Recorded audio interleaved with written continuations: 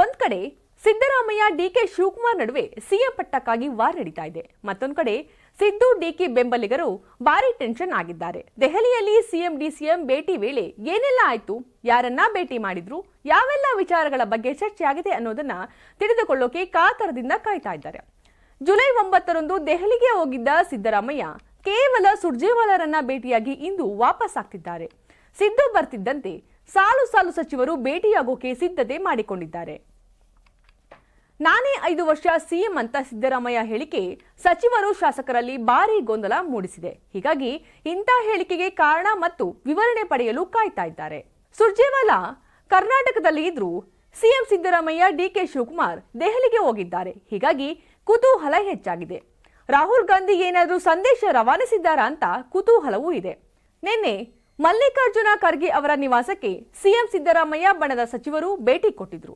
ಸಚಿವರಾದ ದಿನೇಶ್ ಗುಂಡೂರಾವ್, ಜಿ ಪರಮೇಶ್ವರ್, ಸತೀಶ್ ಜಾರಕಿಹೊಳಿ, ಜಮೀರ್ ಅಹಮದ್, ಎಚ್.ಸಿ. ಮಹದೇವಪ್ಪ ಭೇಟಿ ನೀಡಿ ಖರ್ಗೆ ಜೊತೆ ಕೆಲ ಹೊತ್ತು ಮಾತುಕತೆ ನಡೆಸಿದ್ರು. ಖರ್ಗೆ ಭೇಟಿ ಬಳಿಕವೂ ಪ್ರತ್ಯೇಕವಾಗಿ ಮೀಟಿಂಗ್ ಮಾಡಿದ್ರು. ದೆಹಲಿಯಲ್ಲಿ ಸಿಎಂ ಸುದ್ದಿಗೋಷ್ಠಿ ಮಾಡಿದ್ಮೇಲೆ ಮಾಧ್ಯಮಗಳ ಎದುರು ಸಿಎಂ ಪರ ಬ್ಯಾಟಿಂಗ್ ಮಾಡಿದ್ರು. ಸಿಎಂ ಹೇಳಿದ ಮೇಲೆ ಮ್ಯಾಚ್ ಕ್ಲೋಸ್ ಆಗಿದೆ ಅಂತ ಸತೀಶ್ ಜಾರಕಿಹೊಳಿ ಹೇಳಿದ್ರೆ, ಸಿಎಂ ಅವರೇ ಕ್ಲಿಯರ್ ಆಗಿ ಹೇಳಿದ ಮೇಲೆ ಮತ್ತೇನಿದೆ, ಬೇರೆ ಚರ್ಚೆಯೇ ಇಲ್ಲ ಅಂತ ಮಹದೇವಪ್ಪ ಹೇಳಿದ್ರು. ಈ ಎಲ್ಲಾ ಬೆಳವಣಿಗೆಗಳ ಮಧ್ಯೆ ಡಿಕೆ ಶಿವಕುಮಾರ್ ಬೆಂಬಲಿಗರು ಕೂಡ ಸಿಎಂ ಬದಲಾವಣೆ ಬಗ್ಗೆ ಮಾತನಾಡಿದ್ದಾರೆ. ಡಿಕೆಶಿ ಪ್ರಾಮಾಣಿಕವಾಗಿ ಪಕ್ಷದ ಪರ ಕೆಲಸ ಮಾಡಿದ್ದಾರೆ. 2ನೇ ಅವಧಿಗೆ ಸಿಎಂ ಆಗಬೇಕು ಅಂತ ಮದ್ದೂರು ಶಾಸಕ ಉದಯ್ ಕುಮಾರ್ ಹೇಳಿದ್ರೆ, ಇವತ್ತಲ್ಲ ನಾಳೆ ಸಿಎಂ ಆಗಿಯೇ ಆಗ್ತಾರೆ ಅಂತ ಕುಣಿಗಲ್ ಶಾಸಕ ರಂಗನಾಥ್ ಹೇಳಿದ್ದಾರೆ. ಇನ್ನು ರಾಮನಗರ ಶಾಸಕ ಇಕ್ಬಾಲ್ ಹುಸೇನ್ ಮಾತನಾಡಿ, ಶಿವಕುಮಾರ್ಗೆ ಶಾಸಕರ ಬೆಂಬಲವೂ ಇದೆ, ಆ ಶಕ್ತಿಯೂ ಇದೆ, ಸಿಎಂ ಆಗಿಯೇ ಆಗ್ತಾರೆ ಅಂತ ಡಿಕೆ ಪರ ಬ್ಯಾಟಿಂಗ್ ಮಾಡಿದ್ದಾರೆ. ಇನ್ನು ಸಿಎಂ ಡಿಸಿಎಂ ಬೆಂಬಲಿಗರ ಜಟಾಪಟಿ ಮಧ್ಯೆ ವಿರೋಧ ಪಕ್ಷಗಳು ಮತ್ತೊಂದು ಟ್ವಿಸ್ಟ್ ಕೊಟ್ಟಿವೆ.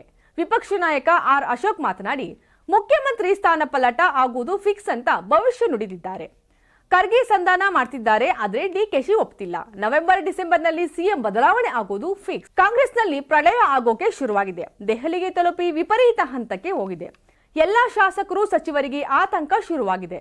ಕೆಲವರು ಮಂತ್ರಿಯಾಗಬೇಕು ಅಂತ ಕಾಯ್ತಿದ್ರೆ, ಕೆಲವರು ಮಂತ್ರಿ ಸ್ಥಾನ ಉಳಿಸಿಕೊಳ್ಳಲು ಹೆಣಗಾಡ್ತಿದ್ದಾರೆ ಅಂತ ಕಾಂಗ್ರೆಸ್ಸಿಗರ ಕಾಲು ಎಳೆದಿದ್ದಾರೆ. ವೀಕ್ಷಕರೇ, ಕಾಂಗ್ರೆಸ್ನಲ್ಲಿ ಸೆಪ್ಟೆಂಬರ್ ಕ್ರಾಂತಿ ಆಗುತ್ತಾ? ಈ ಬಗ್ಗೆ ನಿಮ್ಮ ಅಭಿಪ್ರಾಯವನ್ನ ಕಮೆಂಟ್ ಮಾಡಿ ತಿಳಿಸಿ. ನಾನು 86 ಕೆಜಿ ಇದ್ದವಳು 71 ಕೆಜಿ ಬಂದಿದ್ದೀನಿ. ವಯಸ್ಸಾದ್ಮೇಲೆ ಸ್ಮಾರ್ಟ್ ಆಗಿ ಕಾಣ್ತೀರಾ ಅಂದ್ರೆ ಜಿನ್ನಿ. 126 ಕೆಜಿ ವೇಟ್ ಇದ್ದು ನಾವು ಈಗ 114 ಕೆಜಿ ಲೆಕ್ಕ ಬಂದಿದ್ದೀವಿ. ಯಾವುದೇ ಸೈಡ್ ಎಫೆಕ್ಟ್ ಆಗಿಲ್ಲ. 84ರಿಂದ 50 ಕೆಜಿ ಬಂದೆ, ಆಮೇಲೆ ಸಣ್ಣಗೆ ಫಿಟ್ ಆಗಿದ್ದೀನಿ. ಅದಕ್ಕೆ ನಾನು ಯೂಸ್ ಮಾಡ್ತಾ ಇರೋದು ಜೀನಿ ಸ್ಲಿಮ್. 84ರಿಂದ 50 ಕೆಜಿ ಬಂದೆ, ಆಮೇಲೆ ಸಣ್ಣಗೆ ಫಿಟ್ ಆಗಿದ್ದೀನಿ. ಅದಕ್ಕೆ ನಾನು ಯೂಸ್ ಮಾಡ್ತಾ ಇರೋದು ಜೀನಿ ಸ್ಲಿಮ್. ಸಣ್ಣ ಆಗಕ್ಕೆ ಜೀನಿ ಸ್ಲಿಮ್ ಯೂಸ್ ಮಾಡದೆ ಹೆಲ್ದಿನೂ ಅದೇ. ನೀವು ಸಣ್ಣ ಆಗ್ಬೇಕಾ, ಹೆಲ್ದಿ ಆಗ್ಬೇಕಾ? ಹಾಗಿದ್ರೆ ಜೀನಿ ಸ್ಲಿಮ್ ಯೂಸ್ ಮಾಡಿ. ಸಣ್ಣ ಆಗೋದಕ್ಕೆ ಯಾವುದೋ ಪ್ರಾಡಕ್ಟ್ ಹೇಳ್ತಾ ಇದ್ದಾಳೆ, ಏನಾದರೂ ಸೈಡ್ ಎಫೆಕ್ಟ್ಸ್ ಇದೆ ಅಂತ ಯೋಚನೆ ಮಾಡ್ತಾ ಇದ್ದೀರಾ? ಖಂಡಿತ ಇಲ್ಲ, ಯಾಕಂದ್ರೆ ಇದು ಕೆಮಿಕಲ್ ಫ್ರೀ. ಸಣ್ಣ ಆಗಬೇಕು ಅಂದ್ರೆ ಜೀನಿ ಸ್ಲಿಮ್ ಯೂಸ್ ಮಾಡಿ. ಹೆಚ್ಚಿನ ಮಾಹಿತಿಗೆ ಕೆಳಗೆ ಡಿಸ್ಪ್ಲೇ ಆಗ್ತಿರೋ ನಂಬರ್ಗೆ ಕಾಲ್ ಮಾಡಿ.